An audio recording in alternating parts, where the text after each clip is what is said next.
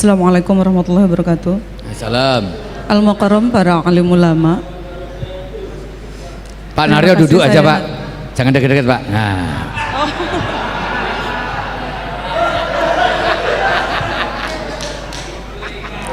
Terima kasih kami haturkan atas waktu yang diberikan dan saya juga mengucapkan rasa bahagia dan bangga telah hadir di majelis ini dan bertemu langsung Yai Imad dan tim yang ini adalah momen yang sangat sakral ya, tidak sewaktu-waktu bisa kita lakukan apalagi kita ada di Provinsi Bali.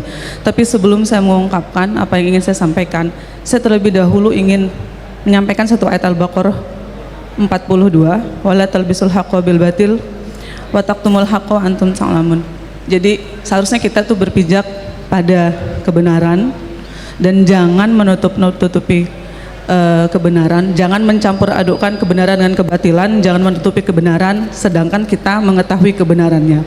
Perkenalkan, saya Widianti, saya dari Kampung Kusamba, Klungkung.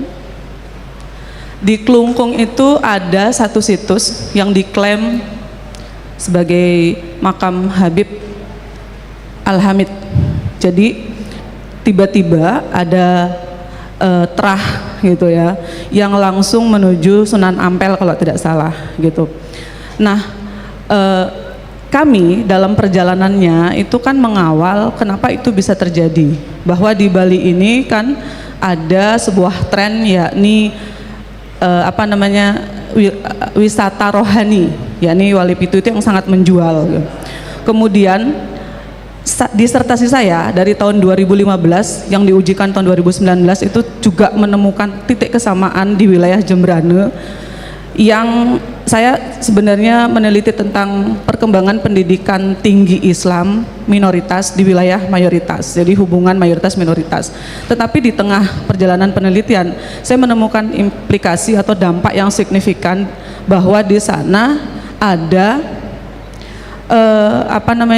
pengakuan oleh Habib dari Kalimantan sehingga penyebaran di sana diakuisisi atau diakui telah diinisiasi oleh Habib-habib dari Kalimantan gitu. Padahal kita tahu di sana ada juga terahnya temannya Yai Hasyim Asy'ari dalam mengembangkan Nahdlatul Ulama. Kami tidak bisa sebutkan di sini, tapi insya Allah semua orang tahu. Nah, belakangan itu kan sampai saya dikirimi manuskrip, sejenis manuskrip terah-terah itu, dan saya masukkan bodohnya ke dalam disertasi saya yang diujikan 2019 sampai penelitian Yai Imad yang diverifikasi secara ilmiah ya, karena kita penelitian berbasis ilmiah yang diperkuat oleh tes DNA. Nah di situ kami melihat bahwa ini harus diungkap kebenaran, khususnya di daerah saya dan di beberapa daerah-daerah lain khususnya di Provinsi Bali yang mempunyai akar masalah yang sama. Namun ada beberapa catatan yang kami pertimbangkan. Pertama diantaranya adalah dampak yang sangat besar terhadap ekonomi masyarakat sekitar yang sebetulnya telah nyaman gitu ya, ada dampaknya satu. Yang kedua, dampak personal gitu bagi yang mengungkapkan atau keluarganya, kan kita kan musuh bersama gitu. Yang ketiga, telah mengakarnya pandangan-pandangan muhibin yaitu terhadap pro kontra yang sekarang sedang berjalan terutama di internal Nahdlatul Ulama sendiri. Nah, saya ingin mengajukan beberapa tawaran, diantaranya keinginan mengungkapkan itu haruslah didukung oleh wadah ya yang secara legal dan simultan. Misal kalau kita mau mengungkapkan, kan saya tahu beberapa sumber yang memang ikut mengawal ini memang terjadi kamuflase atau pseudo scientific, seolah-olah betul berujung ke Sunan Ampel padahal itu pseudo atau palsu lah bahasa kita gitu. Satu, harus ada wadah yang simultan, organik dan sistematis. Simultan artinya bersama-sama dan dalam kebersamaan itu kita berjalan secara serentak, tidak boleh parsial atau tidak boleh satu dengan yang lainnya tuh gantian, harus serentak bersama-sama, satu wadah. Dua, wadah yang akan mengungkapkan kebenaran ini harus legal. Jadi biar kita tidak diserang oleh internal struktural NU sendiri, begitu. Yang ketiga, harus kita carikan solusi pengalihan isu. Misal, kalau misalnya sekarang adalah wisata rohani, maka yang dirohanikan itu mungkin bisa kita bentuk ke dalam wali yang sesungguhnya, sehingga sejarah yang real itu bisa terupdate, bukan malah tertutupi dengan yang sekarang diakuisisi. Baik. Demikian, terima kasih. Assalamualaikum warahmatullahi wabarakatuh. Baik, terima kasih Ibu Dr. Julianti. Kita tutup dulu, kita sudah ada 3 penanya, tapi yang pasti bahwa ini satu fenomena yang sangat menjadi satu perhatian Ibu, dan ini sesuatu yang cukup merasakan, tidak hanya bagi kita tapi bagi warga lokal yang mengetahui betul sejarah dari sebuah makam. Monggo langsung ke Yai Maduddin. Baik, itu dari selamat kepada Ketua PWI yang baru, Bapak Dian. Belum dilantik ya? Iya, tapi kan udah terpilih ya. Semoga PWI di sini terus berjalan dan bisa membuat pencerahan terhadap masyarakat dan manfaat bagi Bali dan khususnya umat Islam Nahdlatul Ulama. Yang kedua, Ibu Dr. Widiawati ya.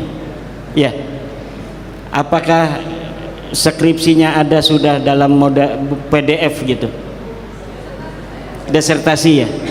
Ya, nanti mungkin kita memerlukan berbagai macam sumber, diantaranya dari disertasi Ibu untuk menjadi bahan kami agar kita bisa lebih secara ilmiah, sistematis, organik, simultan tadi seperti yang diusulkan oleh Ibu. Nanti catat itu PWI Bali, ini tugas utama selain bisa mengkritisi tentang adanya shadow dari wali-wali pitu yang sebenarnya itu ada beberapa yang tidak pantas untuk diwalikan, tapi harus ada alternatif yang sahih, siapa saja yang pantas untuk diziarahi dan sesuai dengan ajaran-ajaran Nahdlatul Ulama itu.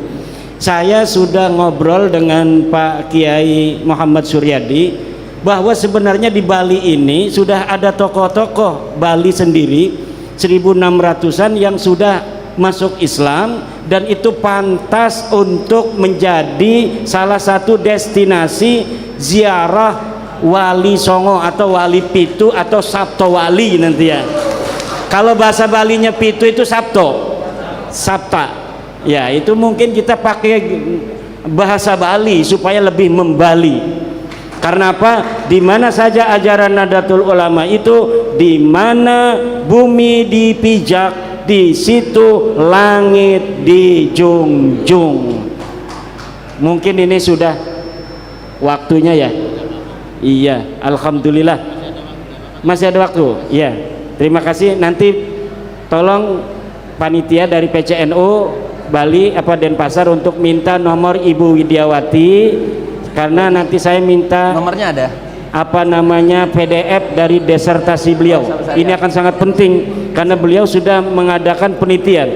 Tahu sendiri disertasi itu nggak kayak skripsi, nggak kayak tesis, nggak cukup 2 tahun penelitiannya. Itu mudah-mudahan nanti akan bisa banyak membantu manuskrip untuk Wali Songo itu juga. Tadi berkaitan dengan Sunan Ampel juga beliau sudah melakukan penelitian. Terima kasih Ibu informasinya.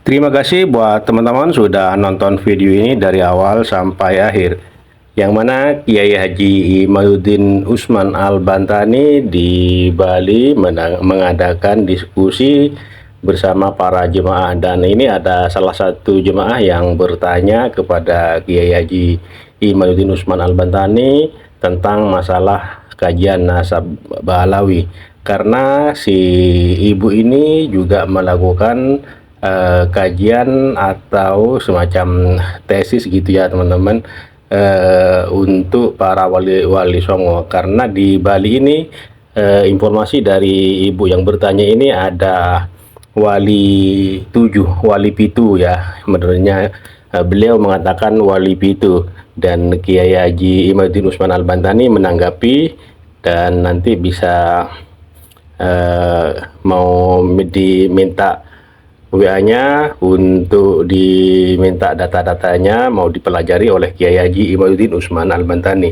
Oke, terima kasih buat semuanya. Semoga video ini bermanfaat dan sampai jumpa di video selanjutnya.